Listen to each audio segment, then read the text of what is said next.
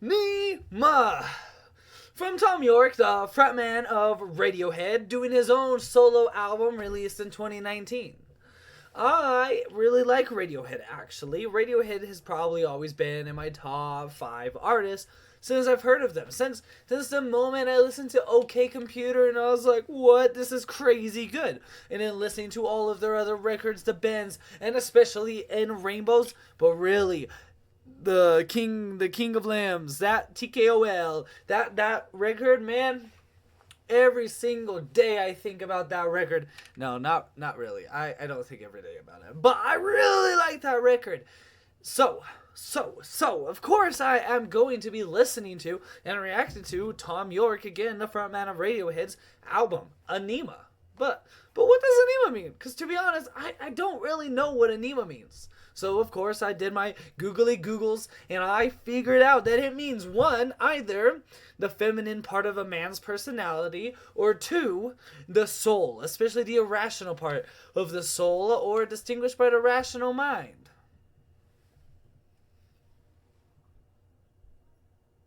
Those two feel a little connected, if you know what I mean. I get it. The irrational part of the mind, or the true inner self. Okay, so that's what we're dealing with.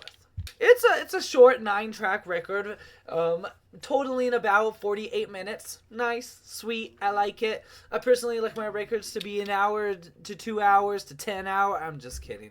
I like them about 20 hours. A whole day's listen. If I go wake up, put a record on, and then not finish it by the end of the day because it's still going, those are my favorite type of records. This record features themes that make you feel scared for your life, reminiscent of the latest stuff of Radiohead 2, all of the just eerie sounds and instrumentals that you hear within. It's pretty cool. If you are into that sort of theme where you have all of these sounds that bounce off one ear, bounce off another, that's crazy. That's what I think Thom Yorke is really good at, is a stereo mixing. You have sounds coming left, and then right, and then both, and then none, and he's a talented artist. That's all I'm trying to say at the end of the day. I really like Thom Yorke's creative personality. And especially in this track, I think this album, I think it really shines through. But as an intro song, Traffic, it's okay. Like, it sounds good. I like how it sounds. But as an intro song for the record, it wasn't that great. Hey, quiet. My dogs are trying to party. As an intro song, it did its job of setting up the dystopian themes that we hear throughout the rest of the record, which I greatly appreciate, but it just, I didn't care for it that much. It wasn't terrible, but it wasn't great. And not the greatest start for this record that I'm hoping to change my whole worldview. I'm just... The whole listen of the record was so eerie. I'm going to say the word eerie a lot. I really think if I could define the whole album in one word, I would say eerie. But if you listen to Radiohead, their latest stuff is all just eerie. So I don't know if I could define it all as that. Maybe the genre is eerie-esque. If that's a genre, if that isn't a genre, it is one now. What made me so anxious and eerie the whole time was not only the instrumentals, but the lyrics, because the lyrics of every single track, I always had a general idea of like, okay, this is what he's getting at. This is what he's getting at. But you never really fully know exactly what he's trying to convey. So it leaves you just sitting there puzzled in your brain, making me have to use twice as many brain cells to figure out what's going on. I only have 1 brain cell, so even 2's not that good. I didn't really like the percussion inside of the album, though. A lot of the percussion, to me, felt very cheap. It felt like he took a bunch of samples or presets from a DAW, D-A-W, and he just kind of rolled with those percussion sounds in a bunch. Not all of the tracks, but a bunch of them. And to be completely honest, it took me out of the listening experience a lot of times when I just heard these not clean percussion sounds coming into my ear. I don't know exactly what it was. I can't believe he would... I wouldn't believe he ever used a preset from a DAW for his percussion. So I believe that this is exactly what he wanted it to sound like. I didn't like it. At the end of the day, I didn't like how it sounded. What I really like about Tom, though, is his ability to stay true to himself, to perform whatever he sells, to choose a set list that is just true to himself, that he knows that this is what's going. These are the thoughts in my head. These are the emotions I'm going through. This is what I want to perform. He has a very clear idea in his head about who he is and what he wants to do. The song "I Am a Very Rude Person" is honestly a really good track from the record. Lyrically, especially, I like the whole vibe of him going on, being like, I am a very rude person. I'm sorry. This is how it is. I'm getting my way. And I think there's a lesson to be learned in this song that in life, a lot of times, other people are going to succeed at your expense. They're going to take away from you just so they could be in a much higher position than they even really need to be. And I think that you gotta be rude. You gotta be a rude person too. Obviously, don't bully, but stand up for yourself, kid. You gotta stand up for yourself.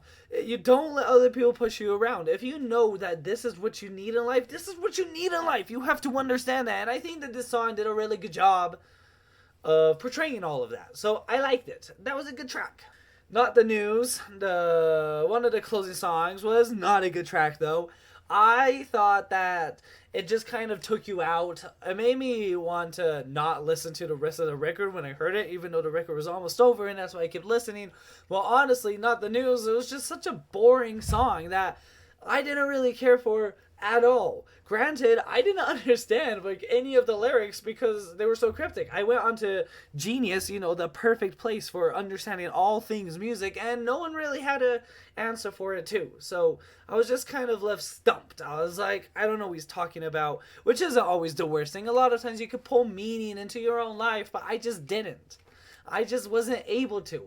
That's okay, but it made the song just not good, in my opinion. Instrumentally, it felt like a mirage of all of Radiohead's type songs. Well, specifically this album, ANIMA, but and Rainbow's also a lot. It feels like just a mirage of all of those type of sounds, but done very poorly. And I did not like it. It was not a good track.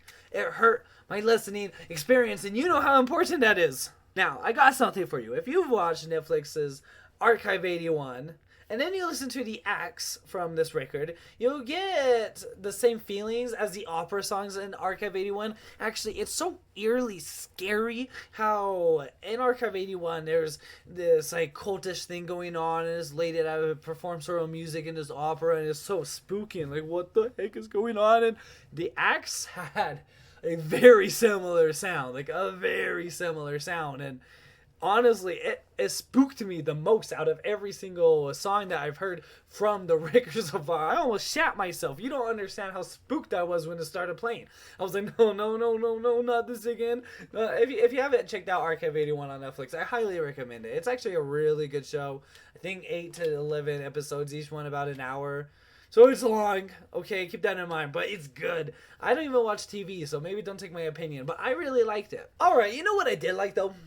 Impossible Knots, the second to last song. While I understand from my research and own listening of the lyrics, it's something about a connection with some music, like literal wire connections, and he is not getting it. He hates all the mess of the wires, and he's just done with it. So I don't know. Honestly, don't listen to my. If you want to really know what the song is about, go look it up. But don't leave yet, because Impossible Knots is the funkiest beat on the whole planet, and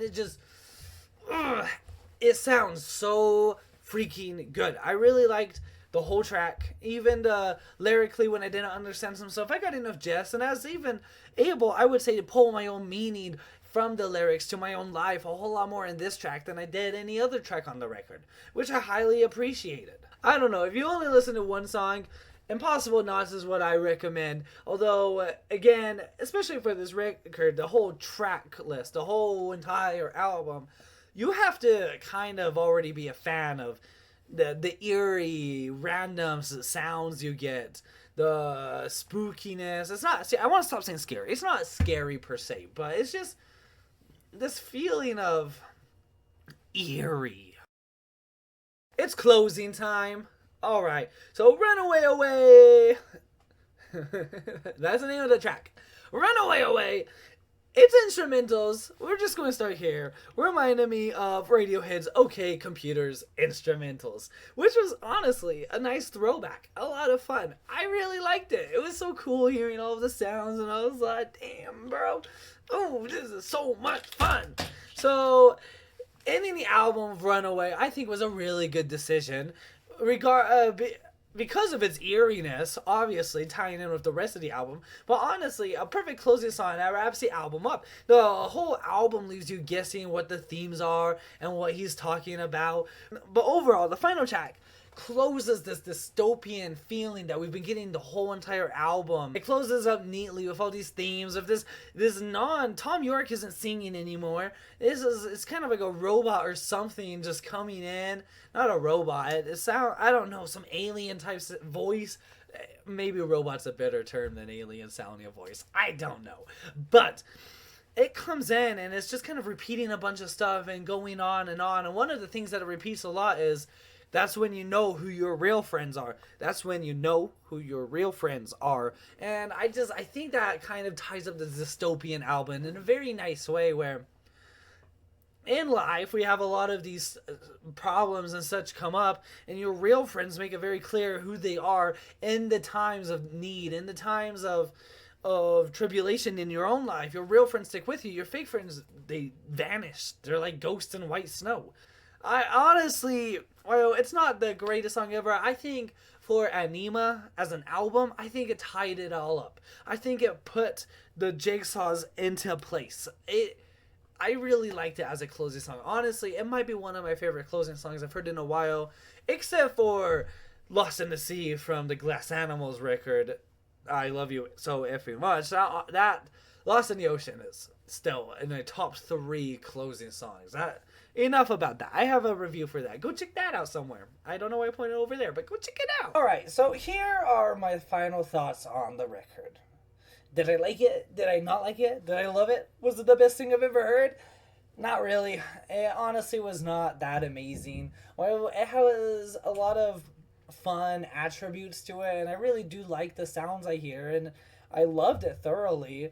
It has no replay value, which isn't the worst thing for a record. Not every single record needs to be something you replay back to back to back, just spinning it constantly. I don't think that's how music needs to be listened to. As a one-time listening experience, bro, I loved it. It was so much fun, kept me engaged. It had a lot going for it. But there was just a lot of moments that pulled me out, moments that made me bored and not care for so much. So I think I'm going to put it in C tier, but not below Sabrina Carpenter's album. That album was lower than this album, so I am definitely putting it at the highest of C tier so far. Here it is, and you tell me if you disagree. Do you like it? Did you think that I am a total idiot and didn't understand half of this? Then let me know down below and I'll be eager to respond to you. Regardless, make sure that you guys hit subscribe because you're part of our team.